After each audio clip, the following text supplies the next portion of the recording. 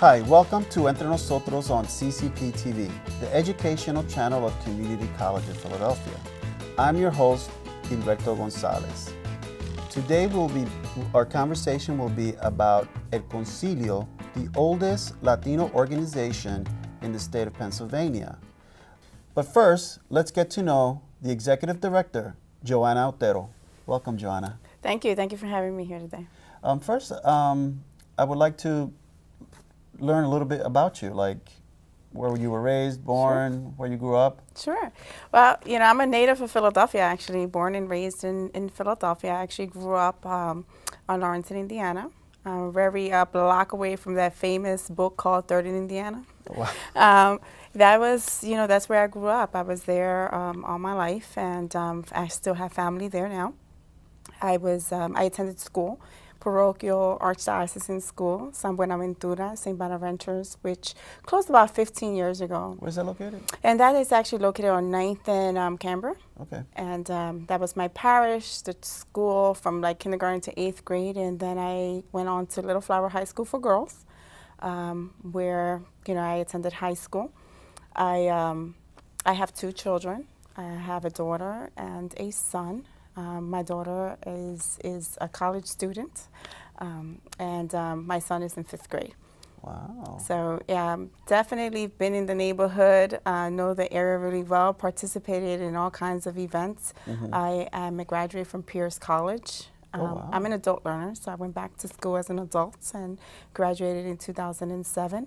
Been married for 10 years now. It's hard to believe 10 years have passed, but been married for 10 years now. Wow, very nice. So that's very great. I mean, so you're really Philadelphia-based, and you've been active in the community before. Oh, absolutely. I mean, I'm a daughter of 2 immigrant parents. My father is from Puerto Rico, and my mother is from Costa Rica. And, in the early years, it was very difficult for them. I was oftentimes the one who served as the interpreter, or filling out applications, or you name it, pretty much. That's what I did. And my mom, from the very beginning, has always, instilled in me good values to serve, to help people. And so we were really engaged in our church, in our parish, in the early years. Actually, that was my first job, working at the rectory, cleaning and serving as a receptionist and filing and things like that. Mm-hmm. And you also worked for other organizations too? Oh, yes. When I graduated from high school, and actually during my high school year, I was a teen mom. And so my last couple of months of high school, I actually finished it off at Kensington High School. And I don't have too much recollection of that because it was a small period of time, and I did a lot of home-based schooling at that time because of my pregnancy, but quickly went to medical assistant school. And so by trade, I'm a medical assistant and did phlebotomy work. And I was always very fortunate to be put in places where, I started out as an intern, and 2 weeks in, was hired as a full-time employee for PCOM, Philadelphia College of Osteopathic Medicine, was really where I started my career. And then went on to Temple, and again was very fortunate to be put in a position where they wanted to open up community clinics. That's something that happened in the mid-90s, and was fortunate to take part in that. I Fifth and Bristol, that medical clinic that was one of the first of TPIs. And that really was the starting point for me to really start working actively with the community, because you needed to get buy-in from the community to be able to open a medical center, and it was going to be multifaceted. So it was going to have, a primary care doctor, a pediatrician, we had a midwife for a period of time. So there were many different moving components to that. And that was also around the same time that HMO, there was so much reform from the medical side that was happening. And I was on the other side. I was the medical provider in that sense, and really began to learn the business of HMOs and how it worked with capitations and referrals were really big then. And unfortunately, while I was doing really good from a standpoint of economics, I was really not satisfied with my work in the sense of I was the bad person turning away patients with second referrals or, second opinions because I was worried about my bottom line. I'm the office manager and. So I realized then that this was not for me, and it's interesting how sometimes life just derails you in different directions because I always saw myself as a nurse or something, and it just wasn't for me. I wanted to be on the other side advocating for the patient, saying, this is what you need to do. Okay. This is where you need to call. This is how you get pre-authorizations before we became like the common. And it was at Fifth and Bristol, so you're talking about the heart of the Latino community. So I was really turning away people. I was just not, it wasn't self-fulfilling. So at that time, it opened up an opportunity at Congreso Latinos Unidos, which is another nonprofit here in Philadelphia. And to be honest with you, I really didn't know what I was getting myself into, but I knew that I knew teen parents and that I could relate to them. And it was about educating them about preventing future unplanned pregnancies. And so with that alone, I said, I can definitely do that. So I went to the interview not knowing exactly what a case manager did. Wow. But the terminology was something I learned later. But I knew that the bulk of the work that was required I could do. And that was really the entry point for me in nonprofit. Wow. And that's great. I mean, because we do need, in our community, people need to know that there are people like you, people that have been advocating for many years, people that are from the community, that understand the community, because a lot of times people can't find those connections. Mm-hmm. So here you are. You're a role model. You're amazing. I just want to acknowledge that. Thank you. You've had an amazing career and an advocacy effort. So we're going to talk a little bit about the Concilio, which is the oldest Latino organization in the state of Pennsylvania. That's correct. So how and why did that happen? Like, what was the beginning of it? We actually just celebrated our 50th year last year, so we were incorporated in 1962. And to me, I think it's one of the most fascinating things over the last 2 years, just to kind of really transition myself into that place, trying to put yourself back into the, the late 50s and 60s, and just, imagine it's so different because it's not what we know Philadelphia to be today. And at that time, it was only about 13,000, Latinos, predominantly Puerto Ricans, that were really coming in post-war years. And at that time, there was a lot of work with factories. So people were looking for the American dream, come, settle down, work, and be able to provide for their families. Unfortunately, as history tells it, there was a lot of discrimination, a lot of prejudices. What we know now as the Spring Garden section of the city was like the barrio back then. Mm-hmm. And a lot of Puerto Ricanos primarily, along with other Latinos, started settling in that area. And they were not well received. People saw different. People saw, the language was different. And they didn't truly understand. And, sometimes human nature, when you don't understand something, you're either scared of it or you attack it. Mm-hmm. And so that's exactly what started happening. There was a lot of social needs that were not being met. And then there was a big riot that involved police brutality. Oh, wow. And in the 60s? In the 60s, and then I was in the early 60s, and that really began to get people's attention to say, wait a minute, we have a huge problem, that we need to correct. And Concilio in its early years really began as a social place, a social gathering place of a lot of merchants, that were settling in the Golden Block, but they were seeing injustices, a lot of what had to do with police brutality right in front of their bodegas, in front of their stores. So really the Puerto Rican community back in the 60s, there was a Spring Garden community, but then there was a emerging community on Fifth and Lehigh. On Fifth and Lehigh, right. So that corridor, especially around the merchants. So while there were not a lot of people necessarily residing there, they were establishing businesses there. And of course, people were going there to shop for the common goods that they would see in their isla, in their country. And so, unfortunately, there were a lot of instances of police brutality. This one in particular incident that happened in 1962 really spearheaded other communities to help organize the Latino community to say, no, we're going to we need to incorporate and be a social service to provide services to all new immigrants. What was the incident? And that, again, was a big police brutality beating of a Puerto Riqueño. And it was like a false identity Wow. type of case. And so that's actually a case that was actually,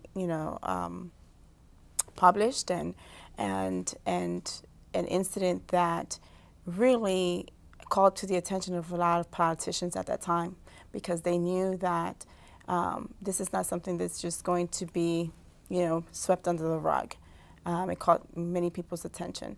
And so what happened was, including the Friends Neighborhood Guild, we were Quakers at the time, and La Milagrosa, which is the first Spanish chapel, and actually gave the first Spanish Mass here for the Catholic faith, and the Baptist Spanish Church that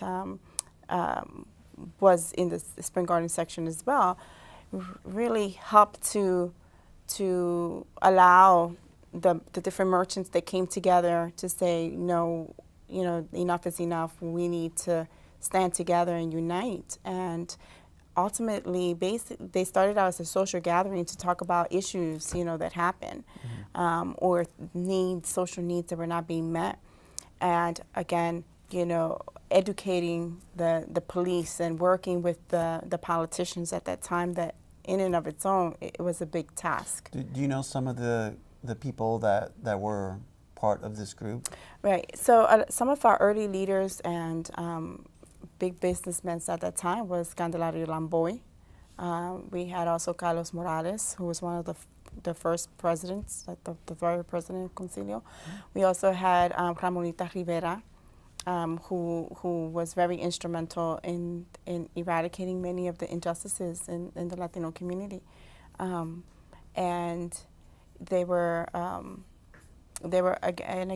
other smaller businessmen like, Mr. Diaz, who had like the first carniceria on Fifth Street, and still to this day is there. It's being run by his kids. Oh yeah, I think I know that one. It's kind of like on the 2800 block, kind of like towards the other end. Towards Somerset, yeah. Oh, wow. So that he was one of the early ones that's still around today. So Candelario still has his furniture. Is it a furniture? It was store? a furniture place at the time, and he also had a lot of rentals. Okay. So a lot of the homes in that area that were rented. He was the landlord to many early settlers here in the North Philadelphia area. He still does have it, but it's clothing stores now. Oh, it's clothing. So now they're meeting, they're organizing, and they establish El Concilio, or was it something before that? It was always El Concilio, El Concilio de Organizaciones Hispanas. It was a council of Spanish-speaking organizations. So any organization, originally there were 22, any organization that were serving Latino community were part of it. So they paid a membership. It was a membership organization originally when it was established in 1962. Mm-hmm. And what were some of the, once it became an established organization or group, then what were some of the key efforts and key things that came out of that? That's a great question, because it really served like a welcoming center does today. Individuals that were new to the city didn't know exactly where to go, whether it was for their IDs, whether it was for their birth certificates. They needed to go work, or they needed rental. The first formal program that was established was a employment assistance program. So individuals can come to the center and basically do their resumes. And there was interpreter services, because remember, language was a big barrier. So they can do their resumes in a typewriter back then. Okay. So that was one of the first, programs. There were also housing services that, while it wasn't a formal program at that time, it was a program where they knew people would come to kind of post, I have this house for rent, this apartment for rent. So it became kind of like an informal program because people needed, obviously, to be able to live somewhere. And employment was huge. I mean, back in those days, you could, be let go of one factory, walk a block over, and you find a new job. Or some people, obviously would work 2 and 3 jobs because they were really hardworking individuals. And then we also had in the early years drug and alcohol. As we started seeing shift of the economy, and factories closing down, actually, there was a shift where there was, there was a heightened level of drug and alcohol, alcoholism being a big issue of people, how they dealt with separation from their families, oftentimes from their, a lot of times the one adult will come here first, and then, their family was still abroad, and many people did not, there's an adjustment, a separation issue that happens. And self-soothing, alcohol is oftentimes what people turn to, and it became a big barrier for people because you can't go to work and keep your job if you're drunk. And so they established what they call the Clinica. The Clinica was one of the first programs, actually, and it was around until the 80s, the early 80s. Wow. So it was a really long-standing program. Right. I remember as a kid that they had a summer youth program. So I remember working, Absolutely. cleaning up lots or volunteering in offices. And so that was also That was part of the employment. So there was a youth, and we actually still have youth services component where we, and we'll talk a little bit about that, but that's always been something that Concilio has always had at the heart. People definitely want to have access to education, equal access to employment, health services, and social services in general. Now, the Concilio was also like an incubator for other groups, not just Puerto Ricans, but for other Latinos, African Americans, for other groups. What are some of those groups? So one of the things Concilio has historically done is always served as either the fiduciary or in support to help form 501c3s. So some of the great organizations that came out of that, Congreso de Latinos Unidos one. Really? Congreso de Latinos Unidos, yes, was one of the, it was established in 73, but was one of the first ones that Concilio, it was actually a spinoff of the drug and alcohol program of Concilio. And that's a program that started Congreso, was a drug and alcohol program. And also Aspida of Pennsylvania. Aspida is national, but they needed to incorporate in Philadelphia and begin their charter, and Concilio was instrumental in doing that as well.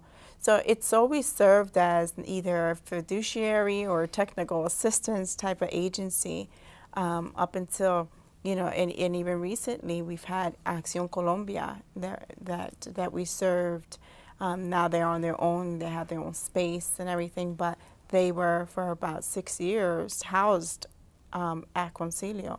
And we served as their fiduciary agent as well. Casa Dominicana is another one in terms of most recent times. Wow, really? So even today, groups are still going to Concilio? Exactly. We actually most recently had a local group, Motivos Magazine. They lost their home with a lot of the school reform, and it's a very small, for-profit organization. There's a lot of work with the youth, and now they didn't have a house. So we're currently housing them.